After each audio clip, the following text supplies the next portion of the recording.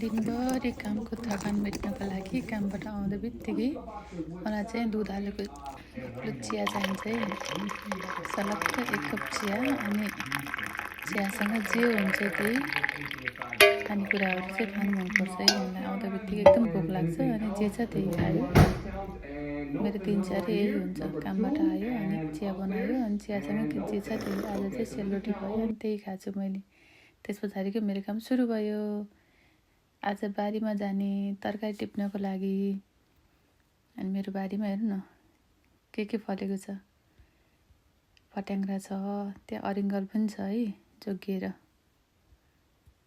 अनि मेरो क्यामेराम्यान चाहिँ मेरो छोरी हो, उसले खिचिरहेको छ, म गइरहेको छु। मैले गिराउन टिपेँ। अनि मेरोमा चिप्ले भेन्टा पनि छ। अरू कसैलाई मन पर्दैन, मलाई मात्रै मनपर्छ। कसैले पनि खाँदैन, तर मलाई लगाउन रङ्ग लाग्छ। बारीमा चाहिँ तरकारी लगाउनु एकदम मनपर्छ। मेरो किनालाई चिप्ले भेन्टा मन पर्दैन, मलाई मनपर्छ। मैले बच्चालाई चाहिँ तरकारी टिप भनेर लगाएको कि टमाटर देखेर रमाउँदै टिपिरहेछन् उनीहरूलाई मजा आउँछ। कहिलेकाहीँ बारीमा लानै गाह्रो हुन्छ, लग्यो भने रमाउँछ उनीहरू मजाले खेलकुद गरी उफ्री धन्न लोटेथे। अनि मेरो बाबुले चाहिँ फर्स्ट टाइम काँक्रो टिप्दै है, उसले एकदम खुसी भइरहेछ काँक्रो टिपेर।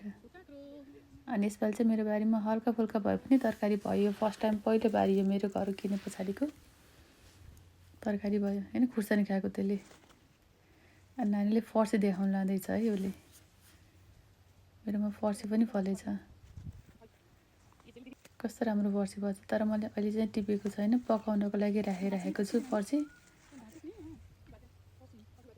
4-5वटा मजाले पाकिसकेको छ फर्सी। अब त्यसलाई अलिक पछि, अहिले चाहिँ तरकारी धेरैहरू छ नि, अलिक पछाडि चाहिँ तरकारी नभएको बेलामा चाहिँ खानु पर्ला।